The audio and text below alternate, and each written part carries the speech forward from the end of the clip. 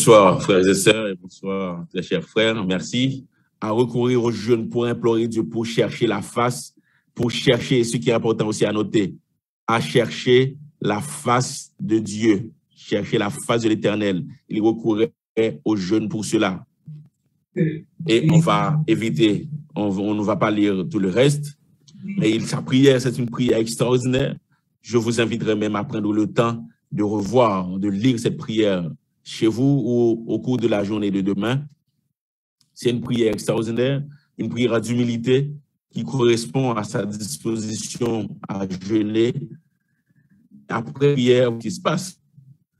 Et nous parvenons maintenant au verset 14. Alors l'Esprit de l'Éternel saisit Jécaziel, saisit au milieu de l'assemblée Jécaziel, fils de Zacharie, fils de Benaja, fils de Jéel, fils de Matania, lévite d'entre les fils d'Azaph. Et voilà ce que Dieu dit. Jécaziel dit, soyez attentifs, tout Juda et habitants de Jérusalem, et toi, roi Josaphat, ainsi parle l'Éternel. Ne craignez point et ne vous effrayez point devant cette multitude nombreuse, car ce ne sera pas vous qui combattrez, ce sera Dieu. Dieu a dit à Josaphat, en d'autres termes, ne t'en fais pas, Josaphat, ne t'en fais pas, Judas, car ce ne sera pas vous qui combattrez, mais c'est Dieu. C'est pour dire à Josaphat, en réalité, que tu as recouru au jeûne. Le jeûne signifie que tu as reconnu être incapable, tu as avoué être incapable de faire face au danger et tu as donc laissé la place à Dieu. Puisque tu as laissé la place à Dieu, Dieu a dit, ne t'en fais pas, je prends la manche. Ne t'en fais pas, c'est moi qui combattrai. Et Dieu a pris, Dieu a fait sien le combat. De cette manière, nous pouvons comprendre que le jeûne, la prière instante et le jeûne constituent donc un moyen pour dire à Dieu, je suis faible, je suis incapable et je te laisse la place. Je te laisse agir à ma place et Dieu dit, pas de problème mon enfant,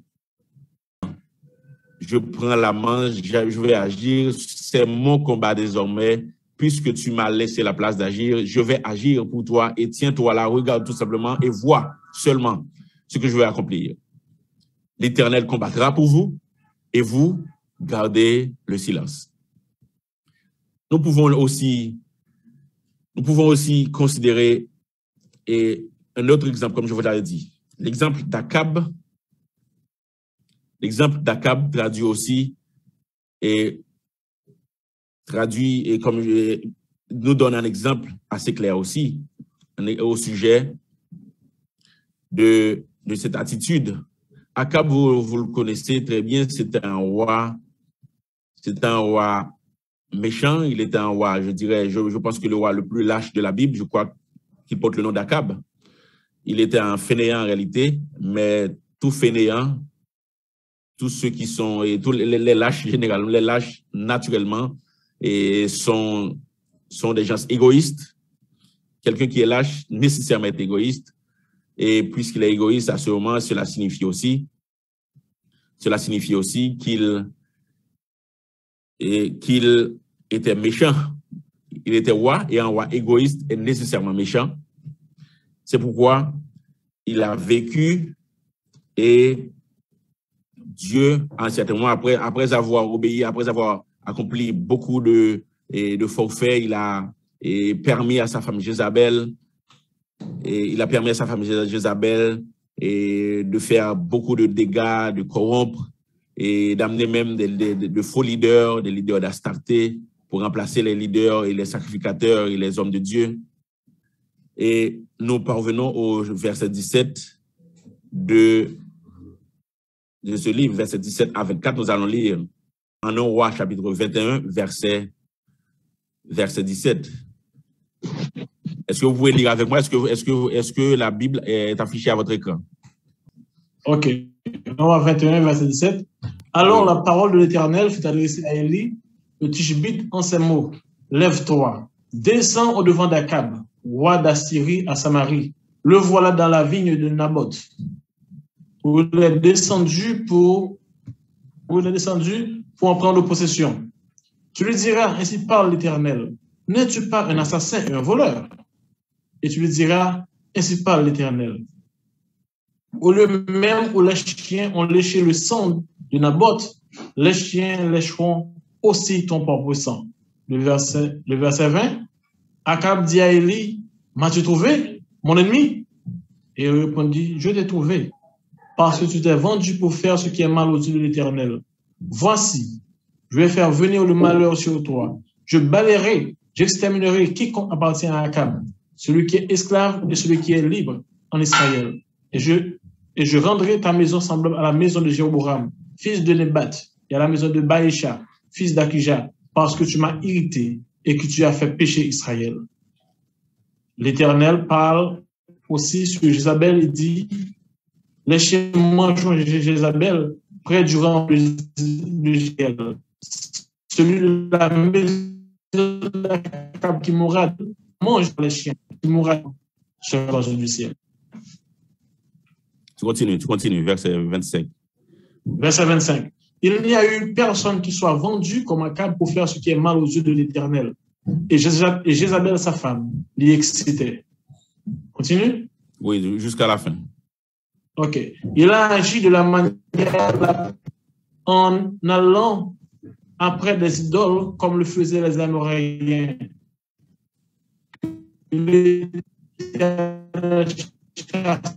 Devant les enfants d'Israël. Vous avez en déchirant, il mit un score, jeûna. Il coucha avec ce sac. Il marcha lentement. La parole de l'Éternel fait de Saïd, le Tishbite, en ces mots. Akab s'est humilié, parce qu'il s'est humilié devant moi. Je ne ferai pas venir le malheur pendant la vie. Ce sera pendant la vie de son fils que je ferai venir le malheur sur sa maison. Merci. Merci beaucoup. Et nous avons pu voir, c'est un homme méchant qui mérite, et Dieu prononce contre lui une sentence, contre lui et contre sa femme. Et Akab a eu la seule bonne réaction en ce moment. Il a fait un geste, il a agi avec humilité et avec sagesse. Après avoir entendu ces paroles, il n'a même pas agi comme Saül en disant « J'ai péché, honore-moi ».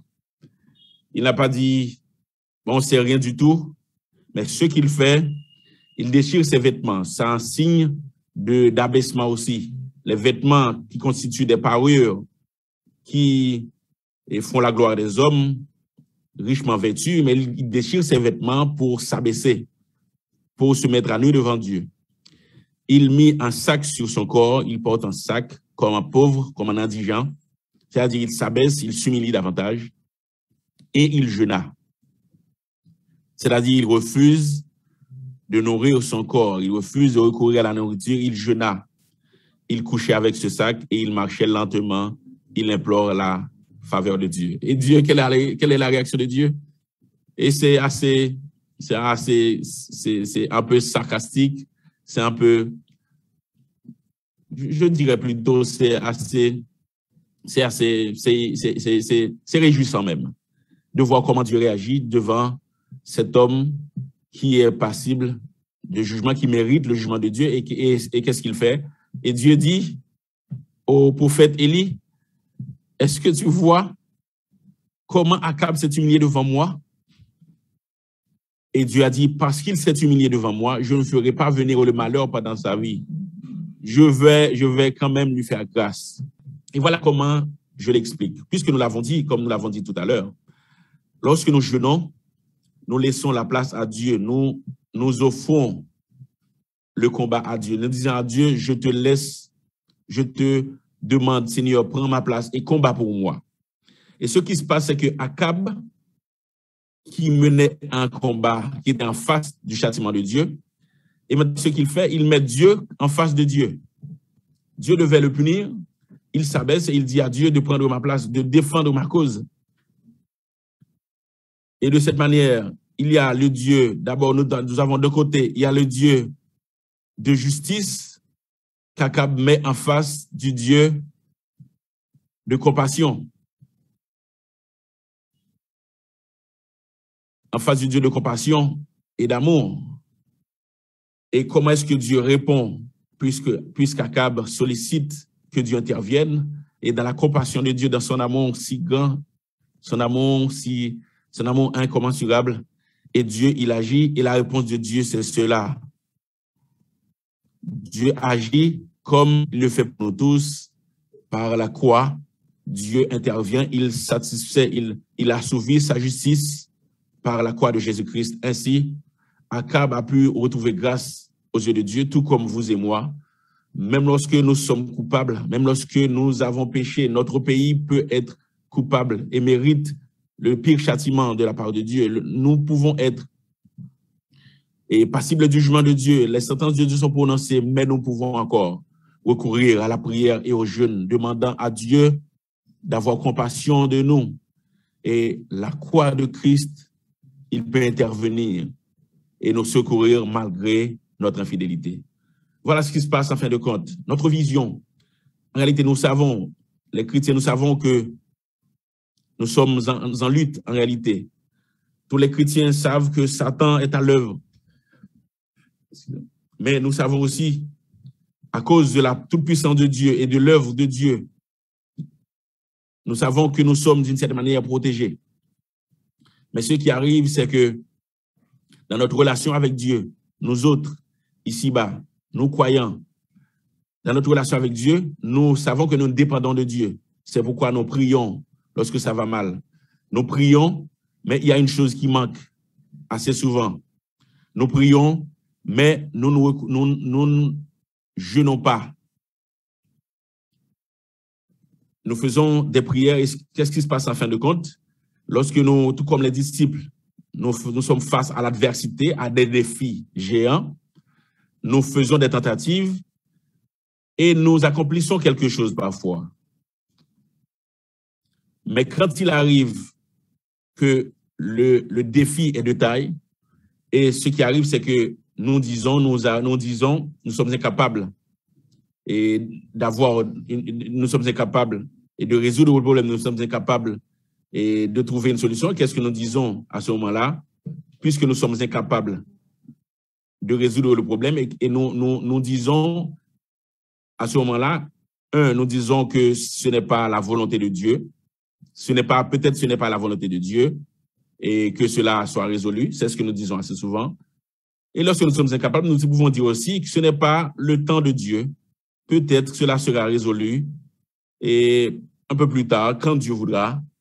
Mais si ça ne marche pas, c'est que ce n'est pas la volonté de Dieu, ou du moins ce n'est pas le temps que Dieu a choisi pour résoudre cela.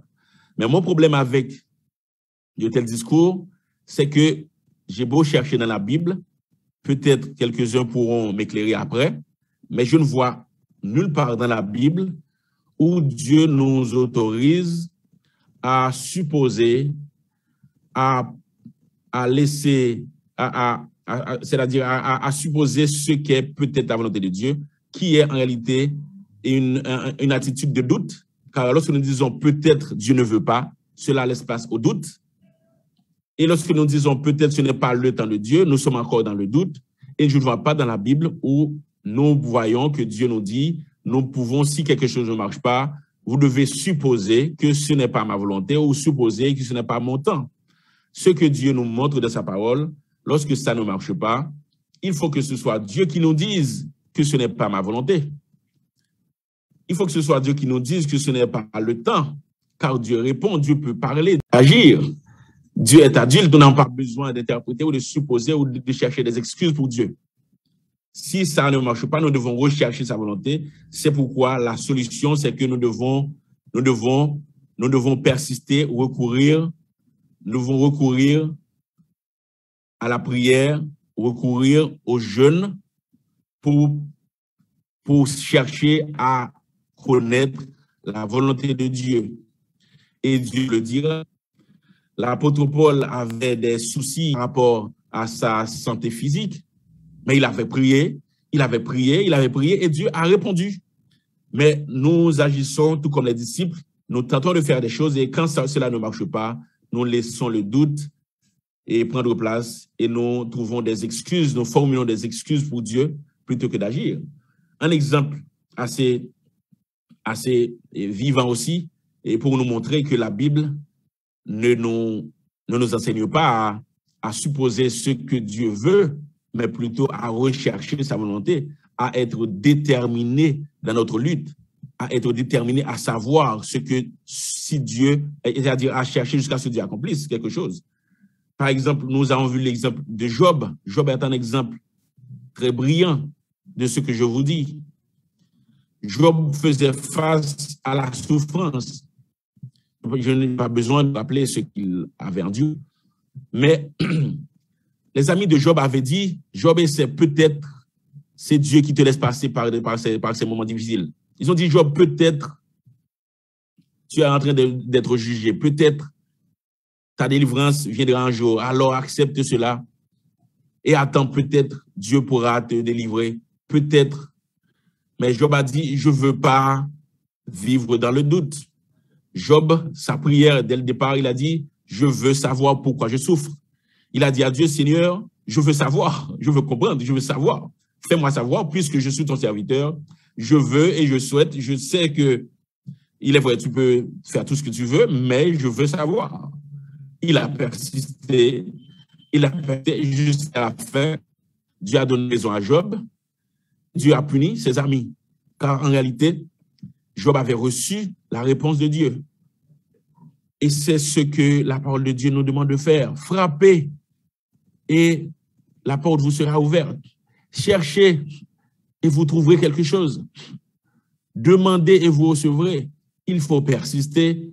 Et le jeûne, c'est un moyen, le jeûne, la prière, dans le jeûne, c'est un moyen de dire à Dieu que j'insiste jusqu'à ce que je trouve une réponse à ma prière.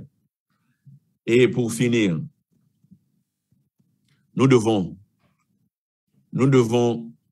comprendre cette illustration du grain de sénévé dont le Seigneur nous a parlé. C'est si petit. Jésus a dit, si vous aviez de la foi comme un grain de sénévé. Cela implique deux choses. Voilà donc comment je résume, comment je comprends et je résume cet enseignement du Seigneur au sujet de la foi comme un grain de sénévé. C'est comme si Jésus-Christ leur disait, il faut tout simplement croire une simple et toute petite vérité. Si vous croyez en une simple et toute petite vérité de la Bible, cela aboutira à de grands résultats. La foi ne consiste pas à faire montre et de grands accomplissements, mais consiste à croire une toute petite vérité au sujet de la parole de Dieu. La foi véritable consiste à croire en une simple vérité, une toute petite vérité. Il faut y croire, mais il faut y croire de manière partiellement, mais il faut y croire sérieusement. Si tu crois, par exemple, que Dieu est omniscient, c'est une vérité de base que tout chrétien peut prononcer. Nous savons tous, nous disons tous que Dieu est omniscient. Mais est-ce que nous croyons véritablement en cette affirmation?